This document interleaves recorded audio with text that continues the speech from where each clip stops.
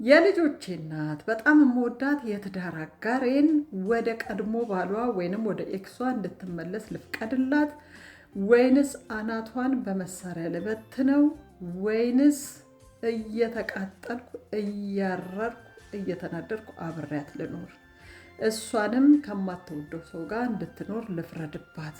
እባካችሁን ፈጠን ያለ መልስ እፈልጋለሁ ብሎ ነው እንግዲህ አንድ ባለ ታሪካችን በውስጥ መስመር አጠር መጠን አድርጎ ይጻፈልኝ። እንግዲህ ምን አለ ከተጋባን 22 ዓመታችን 3 ልጆችን አፍርተናል። አሁን ደግሞ መንታ ልጆች አርግዛለች። እንግዲህ በዚህ ሁኔታ ነው ያለነው። በጣም ቆንጆ ከውጭም ከውስጥም በጣም ቆንጆ ሴት ናት። ተደባድቤ ከብዙ ወንዶች ፈልቅቄ ነው የራሴ ያደረኳት አለ። ታከብረኛለች፣ በፍቅር ነው የምንኖረው። ይህ በእንዲህ እንዳለ እንግዲህ ባለቤቴ ከቀድሞ ባሏ ወይንም ከኤክሷ ግንኙነት እንዳላትና እየማገጠች እንዳለች እናቴን ጨምሮ ሌሎች የቤተሰብ አባላቶቼ ነገሩኝ። አላምንም ብዬ እንግዲህ ጆሮ ዳባ ልበስ ባልኩበት ነው ሌሊት ስሙን ስጠራ ያደረችው። ስልኳንም ቼክ ሳደርግ ፍቅር እኮ አያረጅም እየተባባሉ ፍቅራቸውን እየኮመኮሙ የፍቅር ቄጤማቸውን እየቀነጣጠሱ ነው የሚያድሩት አለ። እያወሩ ማለት ነው።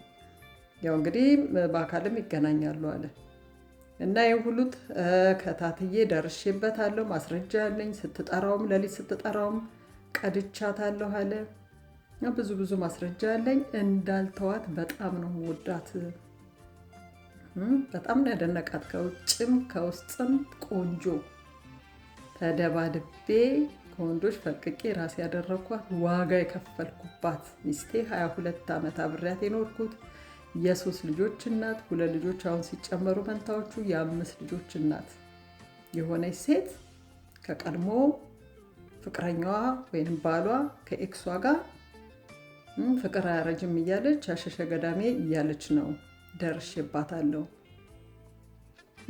አንድ ልቤ በመሳሪያ በሽጉጥ አናቷን በት ነው ይለኛል። አንድ ልቤ ልጆቼስ፣ አንድ ልቤ ደግሞ እንዲሁ እንደታመምኩ አብሬያት ልኖር አልወደውም።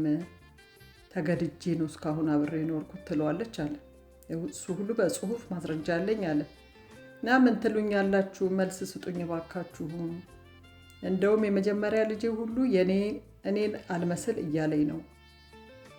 መንታዎቹስ የሱ ለመሆኑ እንግዲህ ያው ማጣራት አለበት። እንግዲህ እኔ ያልኩት በእኔ በኩል እውነቱን ነው። 22 ዓመት የገነባው ትዳር እንዳለው ከውስጡም ከውጭም ቆንጆ የሆነች አክባሪ ሚስቱ፣ የ5 ልጆቹ እናት፣ ብዙ ነገር ዓመት እንኳን አብራችሁ የቆያችሁት ትዳር ያሳዝናል። ስለዚህ ቁጭ አድርገ ሰውየውንም ጠርታችሁ እንግዲህ ነገሩን ፊገራውት ማድረግ ነው። ግልጽ መነጋገር ነው። እውነት ከሆነ እሱን ነው የምወደው፣ አንተን አልወድም፣ እውነት ነው እንዲሁ ነው፣ አብሬ ለመኖር ያህል አብሬ ኖርኩ፣ ልጆች አፈራን እና ይሄ ነው ታሪኩ፣ እሱን ነው የምወደው የምትል ከሆነ እንግዲህ በሰላም ሁሉንም ልጆች ዲኤንኤ አሳይተ በሰላም መለያየት። ግድያ ውስጥ አትግባ። አንተም ከልጆች ተለይተ እስር ቤት ከምትበሰብስ ግድያ ውስጥ መግባት አያስፈልግም። ነገሩን ብትናደርጋችሁ መነጋገር። አይ አልፈልግህም ካለች በሰላም መለያየት። አይ ይሄ ሁሉ እንዲሁ ለፈን ያደረኩት ነገር ነው ካለች ደግሞ ወደ ትዳራችሁ ተመልሳችሁ በሰላም ልጆቻችሁን እያሳደጋችሁ ኑሮ ነው ያልኩት በእኔ በኩል። በእናንተ በኩል የምትሉትን በሉት። ውድድ ነው ማረጋችሁ ባይ